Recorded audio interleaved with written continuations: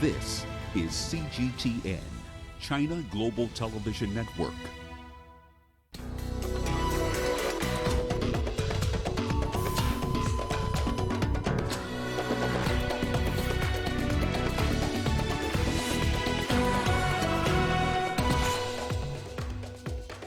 The Democratic Republic of the Congo discharges last Ebola patient after 14 days without confirmed cases. As China reports dwindling coronavirus cases, healthcare experts on the ground share their experiences in Wuhan. And calm returns to Kenya and Somalia border town after a day of clashes. Hello and welcome to Africa Live on CGTN with me, Beatrice Marshall, in Nairobi. Also ahead on the program, South Africa in recession for a second time in 2 years. And African Basketball League postponed over coronavirus outbreak in Senegal. The Democratic Republic of Congo may soon be declared free of Ebola. The country has discharged its last Ebola patient. The World Health Organization has hailed it as a step towards eradicating the disease. Masika Semida's release from hospital in the city of Beni in DR Congo cannot be overlooked. I came here very sick. I didn't know if I could be healed. I say thank you very much to the nurses and to God for blessing the nurses. Thank you, because I was really sick. I have been given a very good gift from DRC, my own continent, Africa. We have now had 2 weeks without a single reported case of Ebola. And there are currently no patients receiving treatment. This is very good news, not just for me, but for the whole world. I remember how the whole world was worried about Ebola. And especially for the thousands of health workers who have sacrificed so much in the fight against Ebola, and for making sure that we are where we are, and 2 weeks without Ebola case. Officials now have to wait for 42 days without a new case to declare DR Congo Ebola free. The period is equivalent to 2 cycles of 21 days, the maximum incubation period for the virus. This is the second worst Ebola outbreak in history. It was declared in August 2018. For over a year and a half, more than 2,200 people have been killed and over 1,000 infected. Chom Hono, CGTN. Well, let's get more on this developing story. I'm joined by Dr. Monica Musenero. She's a consultant epidemiologist who was among the frontline health workers leading efforts to contain the 2014 Ebola outbreak. Thank you, Dr. Monica. This is a ray of hope for the DRC. It is a major milestone in DRC's fight against the second largest Ebola outbreak in history. Are we seeing an end to the outbreak finally?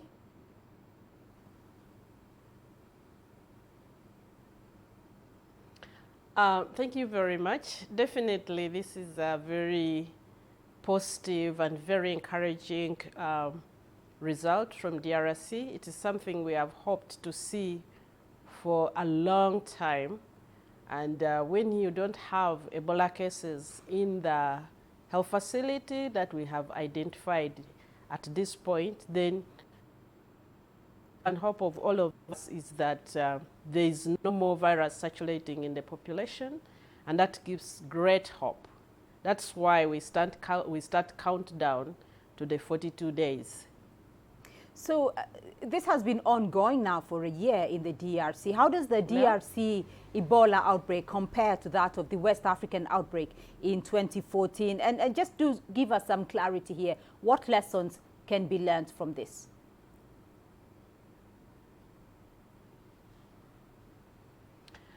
Before the 2014 Ebola in West Africa, Ebola epidemics were typically short.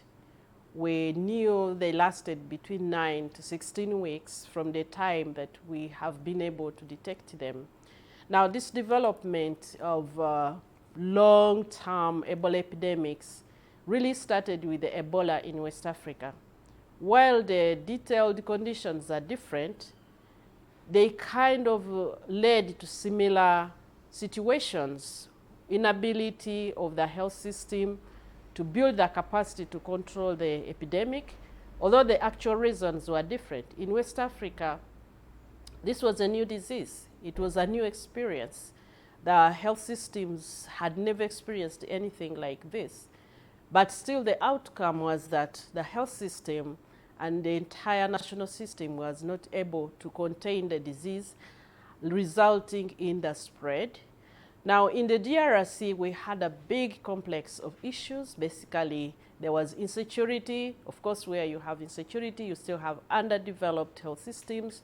Communication is difficult. But some of the common factors were like the population beliefs. They are the same as in West Africa. When the population does not trust the government or does not trust the people talking to them, we saw up to the very end in West Africa, people didn't believe, the population didn't believe there was Ebola. Fully comply with the guidelines that we were giving them, and that makes transmission continue. In DRC, it was the same. Up to the very end, many people in the population did not believe there was Ebola. So that is a big thing that makes control of these diseases very, very difficult. Of course, the commonality is that they were extremely expensive, very expensive. I was reading the WHO report of how much money has been spent, and it's really expensive. All right, Dr. Monica Musenero joining us there on the development regarding the Ebola outbreak in the DRC.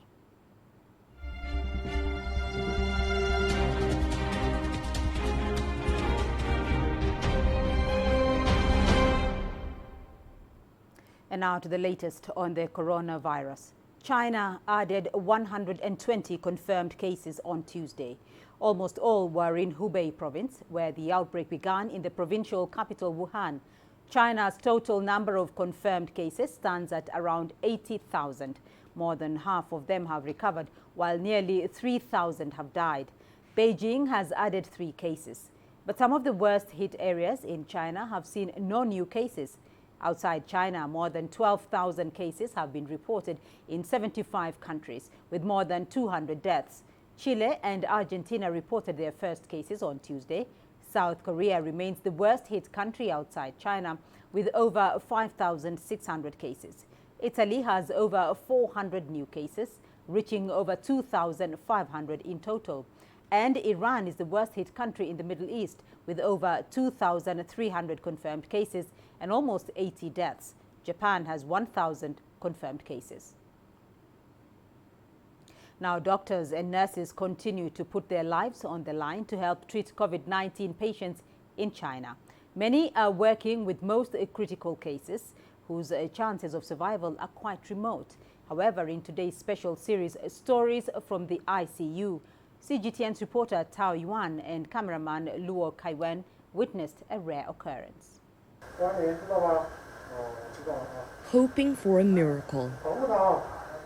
58-year-old patient Guan's health was rapidly deteriorating after being admitted to the ICU. She's had 2 cardiac arrests. Twice she survived.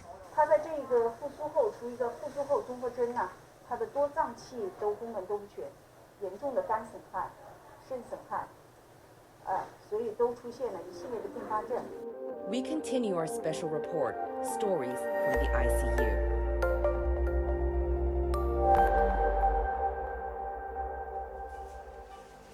Guan is on life support, including an extracorporeal membrane oxygenation or ECMO system, which artificially oxygenates blood outside of her body.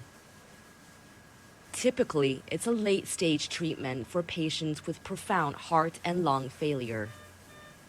Only 2 coronavirus patients in Wuhan have survived the treatment so far.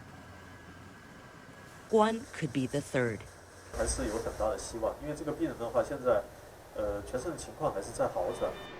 For the ICU, Guan is an inspiration. A near impossible case, but she came out on top every step of the way. For Dr. Huang Xiaobo, she means even more. He came to Wuhan as an aid worker 5 weeks ago during the height of the outbreak. For every ICU bed, there were several critical patients waiting.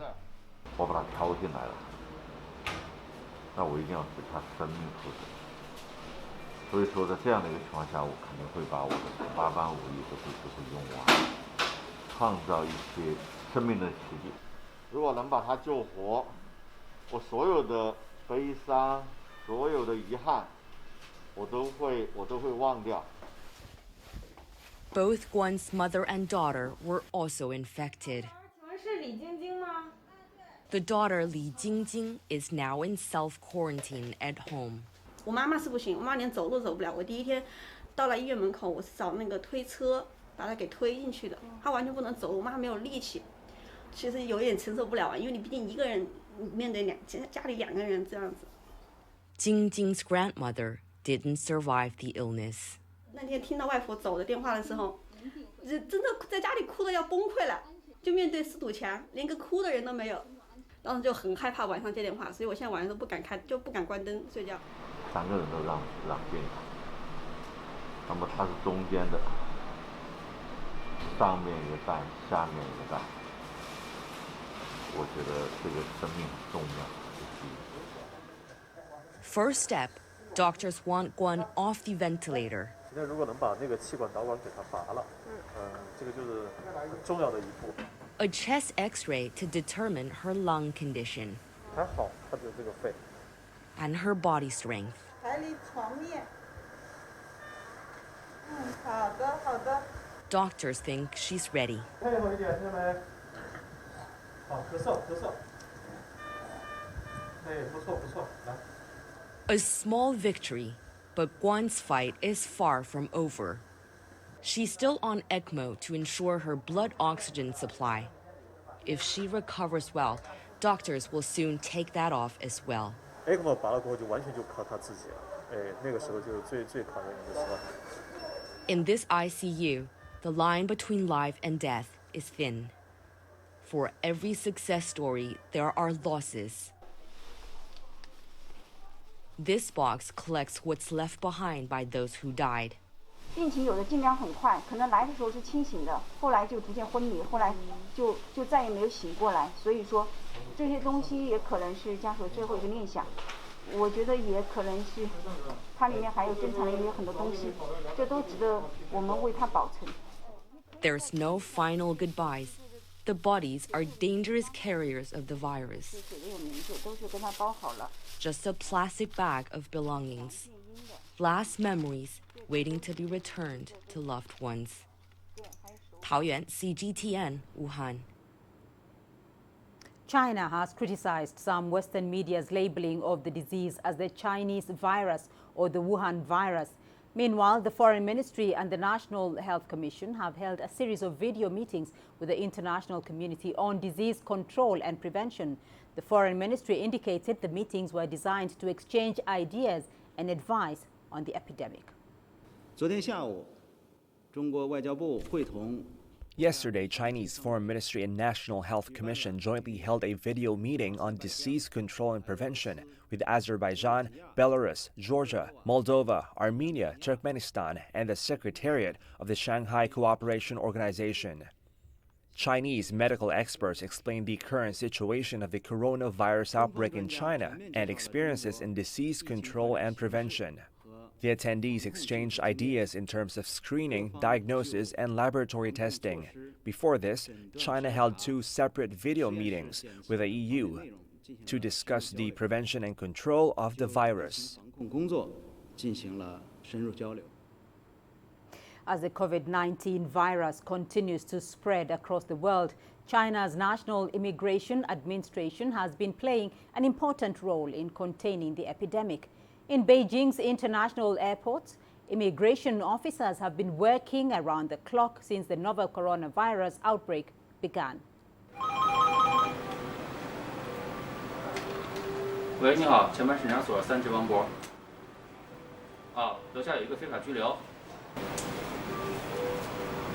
Officer Wang Bo of the Repatriation and Investigation Center is one of such heroic gatekeepers. He was diagnosed with thyroid cancer before the outbreak. Wang was supposed to undergo surgery in January, but instead he kept on performing his duty during the Spring Festival travel peak. As the epidemic continues, Wang never got a chance to visit his doctor. He said he is needed in the front line to fight the epidemic, apart from taking care of his young son and pregnant wife. Wang's team handled as many as over 100 cases in a single day. With the contribution of each and every immigration officer, Beijing General Station of Exit and Entry Frontier Inspection is strengthening big data analysis in border control to screen passengers to contain the spread of the virus. South Korea has reported 516 new cases today, which brings the total number to 5,328. The government has taken various measures, including proposing a budget of nearly $10 billion to battle the virus and minimize the economic fallout. Earlier, Tony Cheng gave us the details. I think the first priority is getting more hospital beds, particularly in Daegu, the area that's been hardest hit. 3/4 of South Korea's positive tests have been recorded in that city, and we understand there are 2,300 people who don't have hospital beds yet. Now, some of those people are not in serious conditions. We understand a couple of days ago the local government opened up a center where people can go who aren't showing serious medical conditions, but they can be isolated from the general population. But they are also trying to increase the number of beds, particularly given the high number of positive tests they're now recording. More than 500 positive tests shown this morning alone. So it is becoming an increasing problem. There are severe pressures being put on the healthcare system down there, and I think the government wants to make sure that it is ready. But there are going to be other measures put in place. Those economic measures, you mentioned 3 trillion won added by the government as an emergency fund to fight this. Some of that will go to those emergency relief measures, to healthcare, to trying to provide more masks, and the president apologized for the fact there has been a shortage of face masks, but there are going to be much longer term economic impacts felt too. We were speaking to a businessman yesterday who said his business has dropped by about 90% just in the last week alone.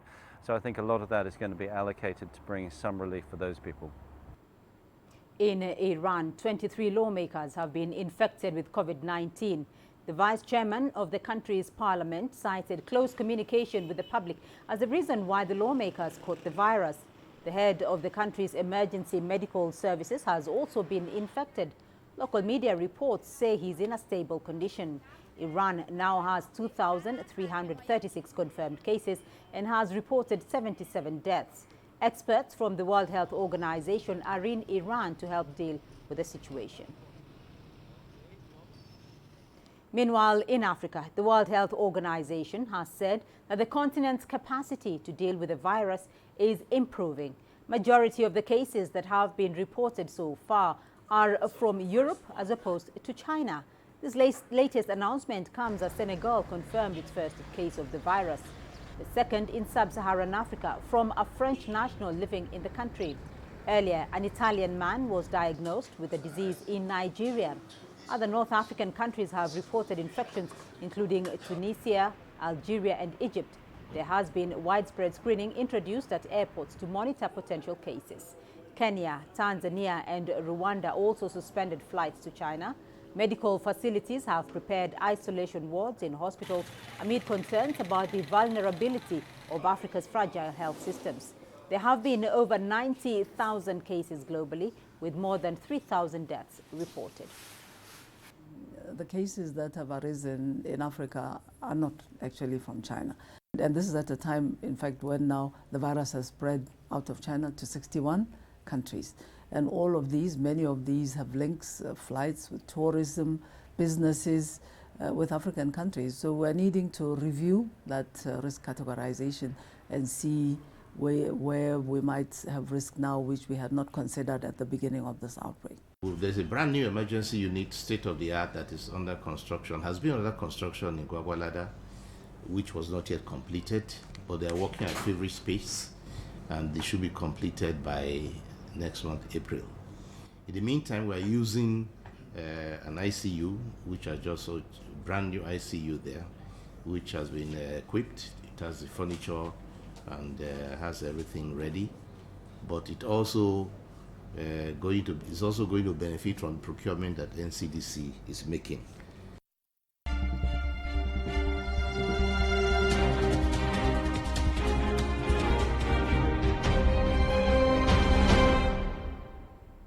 You're watching Africa Live. Still ahead on the program. Calm returns to Kenya and Somalia border town after a day of clashes. And we bring you the latest on Super Tuesday in the US as the race to lead the Democrats heats up.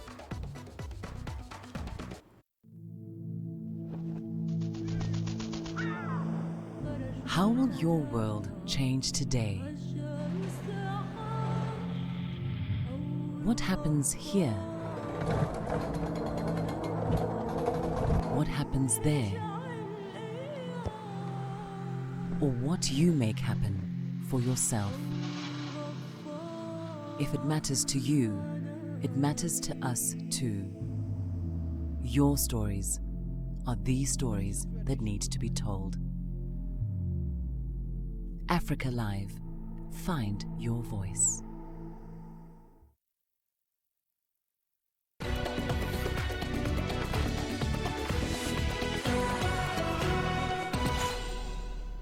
After a day of heavy confrontation, calm has returned to towns along a section of the Kenya and Somalia border. Rival forces from Somalia clashed in a conflict expected to impact relations between Mogadishu and Nairobi. CGTN's Abdulaziz Bello is in Mogadishu and has the latest. The recent clashes along the border come amid strained relations between the central government and Jubaland, one of the country's 5 regional member states. On Monday, the National Army clashed with troops loyal to Jubaland's security minister, who recently fled government custody in Mogadishu. The fighting took place in Belet Hawo, right on the border with Kenya. Authorities in that town are now calling for the exit of Somali forces on Kenyan soil. The confirmation has caused displacement in both Mandera and Belet Hawo. Shops have been burnt down, lives were lost, and dozens of people were injured. The fighting on the border has its challenges. It's unfortunate, and it's best if all sides come to dialogue. Last week, Mogadishu deployed hundreds of troops to bolster security along the border, a move widely seen as a military solution to addressing political stalemate in the Jubaland region. The government of Somalia has refused to acknowledge the re-election of this man, Ahmed Mohamed Islam, as Jubaland president. Instead, it wants a repeat election in that state. The UN top diplomat to Somalia, James Swan, last week warned against any escalation of conflict in the Gedo region. We note recent security deployments in Jubaland's Gedo region have led instead to increased tension. We call on political actors in Jubaland, in particular, to engage in dialogue, to refrain from violence, and to avoid divisions that will be exploited by al-Shabaab. In a statement, the Ministry of Foreign Affairs has warned Kenya against interfering in its internal affairs, claims the Kenyan government has denied. Analysts now say that the latest standoff along the border is expected to affect Kenya's role in AMISOM, the multinational peacekeeping force tasked with dislodging militant group al-Shabaab in Somalia. This is the challenge with frontline states. They have their own interest, and this is a classic example. It is wrong for them to be part of AMISOM because they lack neutrality. Somalia will seek international support before this issue gets out of hand. A group of Kenyan lawmakers from the northeastern region were in Mogadishu last week to meet with Somalia's President Mohamed Abdullahi Farmajo in efforts to seek a lasting solution to security along border towns. For now, stability has returned, but it's unlikely that the matter will be resolved anytime soon. Abdulaziz Bilo, CGTN, Mogadishu, Somalia. Now, many countries have put in place laws to help reduce pollution by factories and motor vehicles. Despite all these efforts, the problem persists. In South Africa, environmental activists and fitness enthusiasts want to use yoga to help raise awareness on the need to urgently cut down air pollution. CGTN's Julie Shire has more. According to the World Health Organization, more than 9 out of 10 people on the planet breathe toxic air, causing some 7 million premature deaths each year. In South Africa alone, 90% of its electricity is generated by coal-fired stations. The global cost of air pollution from burning fossil fuels is increasing our risk of strokes, heart disease, lung cancer, asthma, and so much more. This simple yoga practice wants to raise awareness and demand clean air now. Greenpeace Africa organized the yoga practice at the Johannesburg Botanical Gardens, where enthusiasts and activists joined forces for their right to breathe fresh air and live a healthy life. At the beginning of February, we released a report which basically highlighted the cost of burning fossil fuels. And that cost might be indicated in currency, but the reason why it's in currency is because we are paying for air pollution with our health and our lives, and you can clearly link that to a country's income or the lack thereof. The other highlighted stat, or something that was of shock to us in South Africa, is that you can actually attribute the cost of air pollution to 13,000 deaths in a year, and that's from 2018. Without clean air, there is no outdoor existence. As yogis, we are conscious about what we put into our body, the food, the hydration, but also the air that we breathe in. So I think it's a necessity more than a luxury. Despite 3 decades of warnings, carbon dioxide emissions hit record levels in 2018 and again last year. Countries around the world are getting polluted by smog, by carbon pollution, carbon monoxide, SO2, NO2s, and it's very important that we start taking this initiative and the governments start taking this initiative to reduce emissions norms and switch to renewable energy from coal. In between downward-facing dogs, cobras and warrior poses, enthusiasts enjoyed their fresh air yoga practice. If the air wasn't clean, we wouldn't be able to do this. It would be impossible. It would be unhealthy. And we do this because we enjoy it, because it's healthy, it releases stress. It just sets the pace for the week ahead. Clean air now. We are demanding that. It's a demand because clean air is actually a right. It's in our constitution. We shouldn't have to pay to be in the outdoors, and especially paying with our health and with our lives. In the face of climate change, the world needs to reduce its overdependence on fossil fuels. And these yogis are hoping their practice accelerates clean, green, renewable energy. Julie Shara, CGTN, Johannesburg, South Africa. Voters went to the polls in 14 U.S. states and one territory on Tuesday, the largest day of voting in the United States primary season. Super Tuesday awards 1,357 out of the 1,991 delegates needed to secure the Democratic White House nomination in July. California and Texas were the day's biggest prizes, with 415 and 228 delegates, respectively. With voting in the last hours, Joe Biden has been surging ahead. He has won 9 seats out of 14 in what has been seen as a remarkable rebound in his campaign.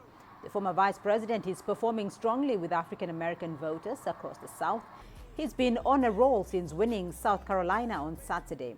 Left-wing contender Bernie Sanders is projected to win in Colorado, Vermont, and California, while ex-New York Mayor Michael Bloomberg is projected to bag the territory of American Samoa. Well, Super Tuesday is part of the election process when the greatest number of U.S. states hold primary elections. The goal here is for the candidates to win votes, which give them a greater proportion of those delegates. Those delegates are carried by the candidate to a nominating convention, a presidential nominating convention. And this year, that magic number to get nominated is 1,991, which constitutes a majority. On this Super Tuesday, 14 state primaries are taking place. But make no mistake, the results so far, this election is now about Joe Biden and Bernie Sanders. And in California, I've seen all projections that show that Bernie Sanders has won, but that was no surprise because he's led in polls here all along. You're watching Africa Live, still ahead on the program. South Africa in recession for a second time in 2 years. And the Nigerian Stock Exchange becomes a profit-making entity and lists itself. Africa is the nexus of enterprise, and global business will tell you why it matters. From the mega investment projects to multi-billion-dollar mergers and acquisitions. Africa today collects, just in terms of revenues from taxes alone, $545 billion a year. If you take 10% of that and you devote it to the energy sector, problem solved. All this on Global Business, weekdays at this time on CGTN.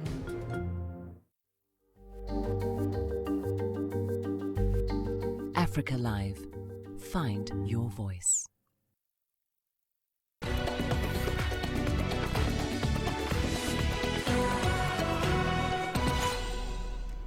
The worst is still to come for the airline industry in terms of economic damage from the coronavirus outbreak. This, according to airline bosses in Europe. However, they predict that travel demand could stabilize in the coming weeks. Airlines across the globe are battling to get to grips with what they hope will be short-term rather than long-term disruption of the COVID-19 epidemic. Fares are softening too on routes not directly affected by travel bans. The global travel industry stands to lose $46 billion a month. This is if coronavirus fears continue to lead corporations to pull sales staff, consultants and other employees off the road. We are going to have a very deflated booking environment probably for the next 2 or 3 weeks. The next key, if you like, event is Easter, which is mid-April. Now, I think clearly we have a lot of kind of forward bookings already in the system for the Easter period. Will families who have already booked Easter holidays travel? I think at this point in time, unless it gets much worse, we see no diminution or demand for cancellations or for lack of travel around the Easter period, but it could get worse. And thereafter, May could be a little bit soft, but I think by the time we get to June, July or August, as long as things have settled down, then I think you will see a pretty rapid return to normal travel patterns.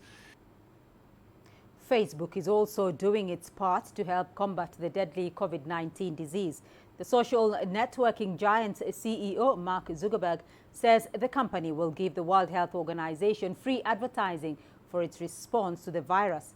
Facebook will also remove false claims and conspiracy theories about COVID-19 that have been flagged by leading global health organizations. Users who search for the virus on the platform will now see a pop-up that directs them to the World Health Organization or a local health authority for the latest information. Those in a country where person-to-person transmission has been reported, on the other hand, will see that information in their newsfeed. In the meantime, China has been working round the clock to overcome the novel coronavirus epidemic. Workers are now returning, factories are firing back up, and even consumer-facing businesses are opening their doors. This positive progress is being praised by the international community. The head of the International Trade and Development at Westgrow says the orderly resumption of production in China is very good news for South Africa, Africa and the rest of the world as a whole. China is the largest export market of agricultural products for South Africa. Certainly it is good news. China is a key export market for not only the Western Cape but for South Africa. In fact, I think it's the first biggest or largest export market for South Africa. So when production slows down in China, it definitely affects our exports, which definitely correlates to businesses not being able to grow here. And in this country and in this province, we have a challenge of unemployment. And our exports and our trading relationships certainly help to alleviate some of those challenges. So any uptake or any resumption of economic activity in China is good not only for South Africa but for Africa and for the world. I think the Chinese government has done a great job in trying to control or contain the virus. I don't think it would have been possible anywhere else in the world, given that China has a very a solid sort of engagement with many levels of government, including your municipal government and city officials. South Africa is in a recession again.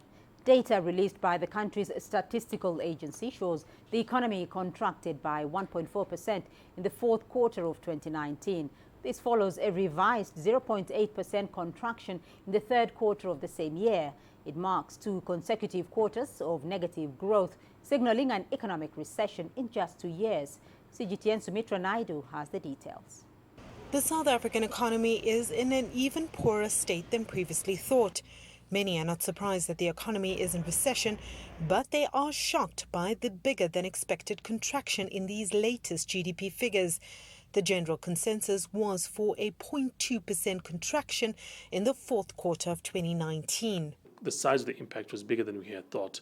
And now looking into like 2020, expectations are for a sub 1% growth rate for 2020. Unfortunately, the way things are going, both with the coronaviruses as well as the more than expected fall we saw in the end of 2019, it could be that we might even have difficulty maintaining a positive number for 2020 as well. This means that the economy grew by a mere 0.2% in 2019.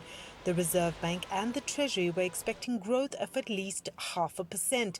7 of the 10 main sectors of the economy contracted. Agriculture suffered the worst decline of 7.6% in the fourth quarter. Load shedding was the main contributing factor to declines in manufacturing, construction and retail. The critical areas which we believed could drive this growth were transport, which went down tremendously, and construction, where non-skilled, labor-intensive workers do participate, has been declining in South Africa for 6 consecutive quarters, signifying to us that not only is South Africa in a deep economic crisis, but is going to see itself facing huge social problems because of the swelling number of the unemployed, particularly those that are low-skilled, that continue to lose opportunities in the retail as well as construction sectors. The situation is unlikely to get better anytime soon. There's more load shedding on the cards at least for another year.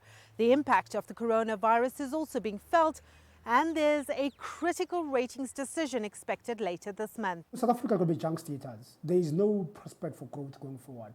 So really, for Moody's to come up with another excuse of allowing us to buy time when there's no concrete plan that's convincing, I think they'll be losing credibility. In 2020, growth rates are currently forecast at 0.7%. Unfortunately, looking at what's happening with coronaviruses, I think that we'll have real difficulty trying to maintain even that 0.7% target for this year. It's hoped government will come up with an urgent plan to arrest the decline.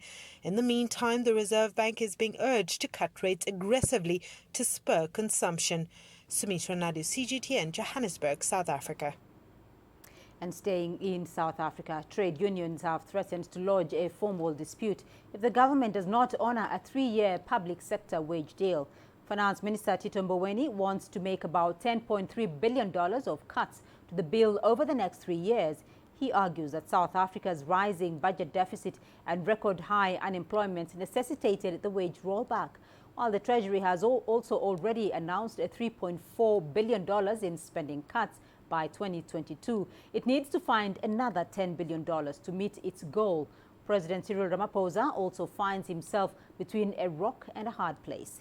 It's either he supports the finance minister to rescue South Africa's sluggish economy, or the trade unions, who include solid allies of his governing African National Congress.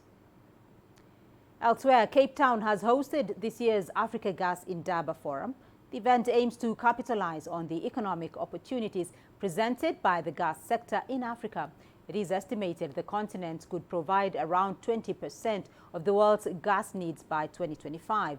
CGTN's Travers Andrews has more with this report. Africa's gas sector has a bright future ahead of it, with more than 200 trillion cubic feet of reserves in countries like Mozambique, Ghana and Mauritania. It's enough to supply 2/3 of the current global demand for 20 years. It's those massive investment opportunities that have brought key stakeholders in the global oil sector to the Africa Gas Indaba, where one country's particular fortunes have been on everyone's radar. Mozambique has 3 LNG projects under development, 2 of which have already attracted foreign direct investment, with the 3rd expecting funding soon. The cost of the first 3 projects to us is about $65 billion, with around $128 billion of FIDs projected by 2025. Standard Bank has published 2 macroeconomic studies on the LNG projects, one for Anadarko, now Total, and one for ExxonMobil on the Rovuma LNG project. If we use the most recent study as an example, Rovuma LNG on its own will add $10 billion of gross national product to the Mozambican economy. That's capital that permanently stays in Mozambique. The country's 2nd and 3rd LNG projects are individually the largest in the history of the African continent, which will create over 257,000 employment opportunities. Much of this will be in the gas city planned around the country's LNG projects, which will include massive new infrastructure projects. The biggest gain obviously will be infrastructure development. I mean, social infrastructure like schools, clinics, that will be put in place to develop the communities, because the government always wants to ensure that whatever development takes place benefits primarily the people where that development is taking place. South Africa, though, is also preparing to tap into its gas resources as part of the Integrated Resource Plan, which calls for a more diverse energy mix in the country. I think we should be looking at trying to domesticate some of the gas supply within our region so that we can power up our own economies. We know that Africa is lacking in terms of its own power infrastructure and the ability to electrify. So I think that firstly we need to look at how we can coordinate that better so that we do that within our own backyard. It's clear, though, that many investors are excited about the compelling business case Mozambique's gas reserves presents that could make it a major global gas producer in the years to come. They could compete with the likes of Russia and the United States. Travis Andrews, CGTN, Cape Town. The Nigerian Stock Exchange has won approval from its members to become a listed company. This move paves the way for the board to change its status from a non-profit member-owned company to a public liability firm with issued share capital and shareholders. The board will be called the Nigerian Exchange Group PLC with a share capital of about $4 million. Stockbrokers will hold 78% of the company's shares, with ordinary members owning the balance. The Nigerian Stock Exchange is the second biggest in sub-Saharan Africa. It began changing its ownership structure in 2017. A date for its listing is yet to be set. Prosecutors in Angola are hopeful that they could recover some of the money the country lost in corrupt deals if they nail some members of the former president's family. Jose Filomeno dos Santos, son of former President Jose Eduardo dos Santos, has been on trial since December last year. The 42-year-old has been charged with stealing millions of dollars from Angola's Sovereign Wealth Fund, which he oversaw from 2013 to 2018. CGTN's Terry Wangari has more. Angolan prosecutors are steadily closing in on former President Jose Eduardo dos Santos' children. Jose Filomeno dos Santos is the first dos Santos member to stand trial since President Lourenço launched a purge of the dos Santos administration. This is in a bid to tackle graft soon after he took over in 2017. In my opinion, those who did wrong deserve to be punished. If the children of the former president really did this to the country, then it's really sad. The allegations are false. Isabel dos Santos was this year charged with financial crimes related to her tenure at state oil company Sonangol. The 77-year-old ex-president, who is believed to be in Spain for medical treatment, is so far not under investigation. As far as I know, there is no fact that indicates that the former president has committed any criminal irregularity. At the moment, there is nothing that proves that he has committed any infraction. They are not to blame. The father is to blame. He couldn't take the riches of Angola, so he had to go through the hands of his daughters and sons. So in my opinion, they are not the ones to blame. When you are a son and your father gives you something, are you not going to take it? Of course you will. Judges at the ex-president's son's trial last week received a written response from him stating he had personally authorized former central bank governor Volta Filipe da Silva to move $500 million to Switzerland to guarantee an investment fund. Da Silva is accused of embezzling the money alongside Dos Santos' son and two others, a claim the former central bank governor has since denied. My client only acted in the name and representation of the state by mandate of the then holder of the executive power.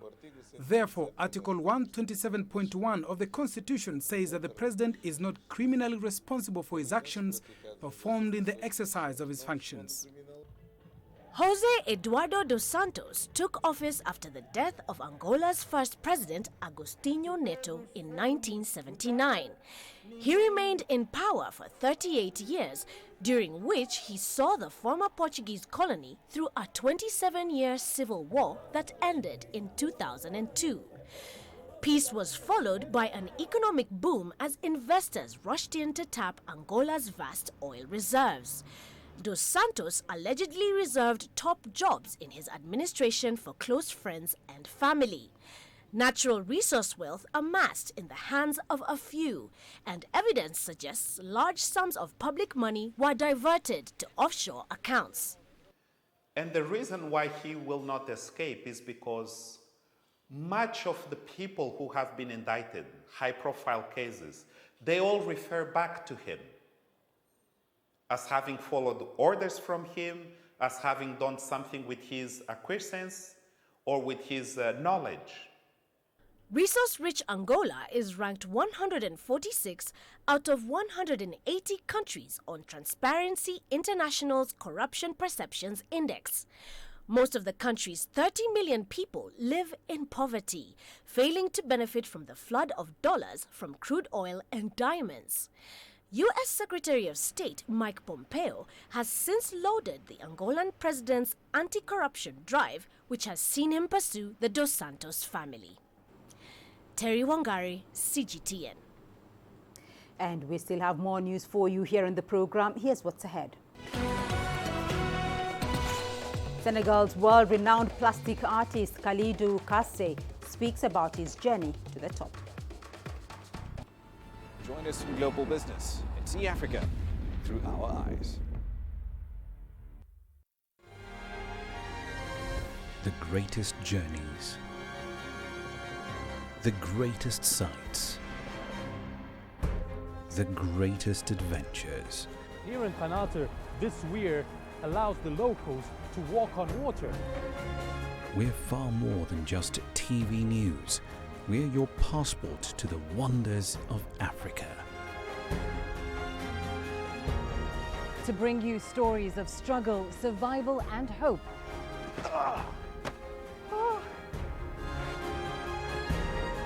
So let's explore.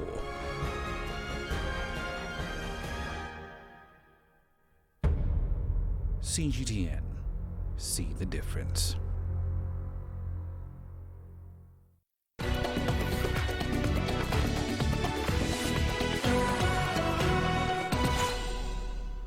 In Senegal, celebrated plastic artist, painter and sculptor Kalidou Kassé has been speaking about his journey to the pinnacle of his dreams. Kassé is also known as the Brush of Sahel due to his works. As Daniel Arap Moy reports, this artist is also a renowned sculptor. Kalidou Kassé's workshop is located in the heart of Dakar. The paintings and sculptures with various themes and messages adorn the walls. It is in this workshop that this celebrated artist puts his artistic dreams and thoughts on plastic, literally. His journey to the top started from humble beginnings. My father wanted me to be a railway worker like him because it was a source of pride for him. But I had different dreams. I was an artist and I sharpened my talents by drawing on anything that I could lay my hands on. I paint on different fabrics. Today, I am exploring on juteb fabric. Next to it are cotton, woolen and plywood pieces. This allows me to express my feelings. Every material I choose has a special but important relation to what I want to express. But beyond putting his thoughts on plastic, Kassé is also a talented sculptor. His works in this genre are deeply rooted in African history, a history that he believes is not being well conveyed and taught. I simply want to remind everyone of the dark historical period of Africa. This is the history of slavery. I think that the history of slavery is not well documented and taught in African schools. Due to his works, Kassé is celebrated at home and abroad. This is why many refer to him as the Brush of Sahel. He has staged high-profile exhibitions in African and Western capitals. This has inspired many upcoming local talents. To reach out to many young talents, Kase also does graphic design, drawing and tapestry.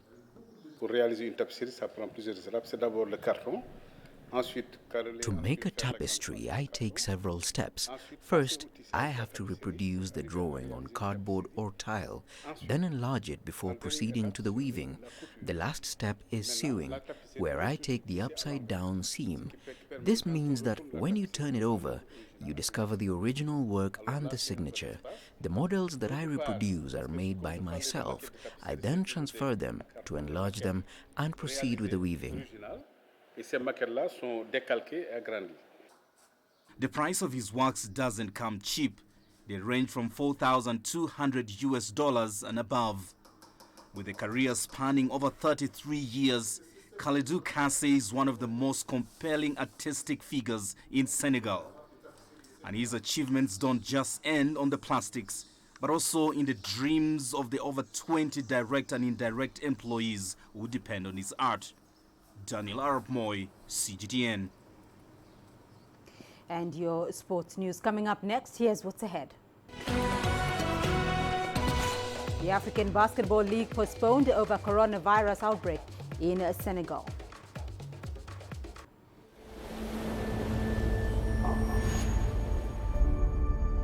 How would you create